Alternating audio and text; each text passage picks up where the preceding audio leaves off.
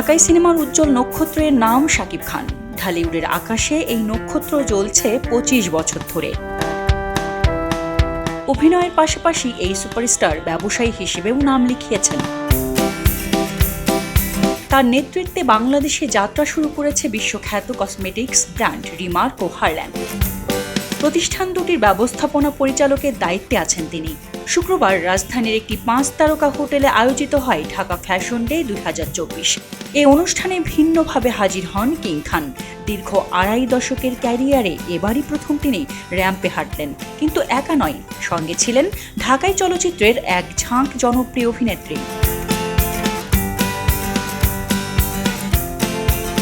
শাকিবের সঙ্গে র্যাম্পে হেঁটেছেন বিদ্যা সিনহা মিম, পরিমণি, পূজা চেরি, তানজিন তিশা, সাবিলা নুররা।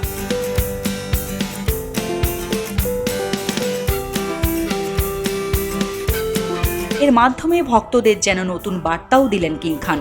কেননা দীর্ঘদিন ধরেই ঢালিউডে গুঞ্জন মিম ও পূজার সঙ্গে শাকিবের সম্পর্কটা খুব একটা মসৃণ নয়। শোনা গিয়েছিল এই দুজনের সঙ্গে কখনো অভিনয় করবেন না শাকিব। এবার সমালোচকদের সব জল্পনা যেন মিথ্যে হয়ে গেল।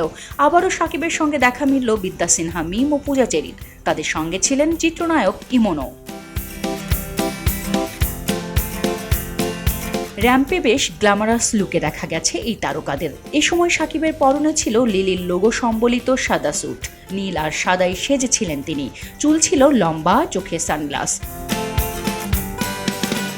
আর শাকিবকে এভাবে ভিন্নভাবে তুলে ধরার মূল কারিগর ছিলেন আয়োজকদেরই একজন, ফ্যাশন ডিজাইনার পিয়াল হোসেন ও চলচ্চিত্র প্রযোজক সাকিব সনেট।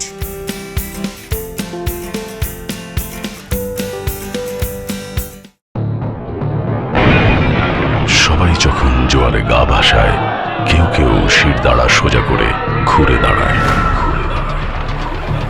সময় যেখানে প্রতিনিয়ত হার মেনে নিতে শেখায়, কেউ কেউ চ্যালেঞ্জ ছুড়ে দেয়।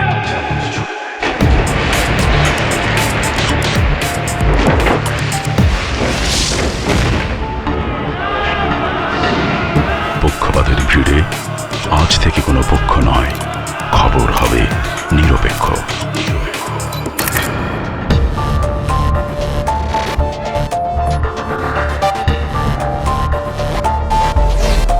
বানোয়াট তথ্যবাদ, খবর হবে নিখাত।